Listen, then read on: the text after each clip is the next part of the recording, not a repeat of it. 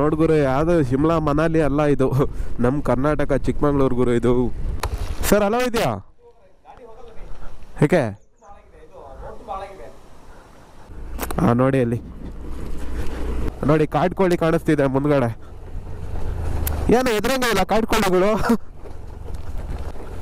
ಹಾಂ ನೋಡಿ, ಇದು ಯಾವುದೇ ದೆವ್ವಾಗಿರುವ ಭಯ ಬರಲ್ಲ ಗುರು, ಪ್ರಾಣಿಗಳ್ದೆ ಭಯ ಈ ರೋಡಲ್ಲಿ. ಆದರೂ ಇಲ್ಲಿ ಯಾವನ್ ಕರ್ಕೊಂಬಂದು ಕೊಲೆ ಮಾಡಿರೋ ಗೊತ್ತಾಗಲ್ಲ ಗುರು ಇಲ್ಲಿ. ಏನು ಗುರು, ಇದು ನಮ್ಮ ಚಿಕ್ಕಮಂಗ್ಳೂರು ಅಂತಾನೆ ಅನ್ನಿಸ್ತಿಲ್ಲ.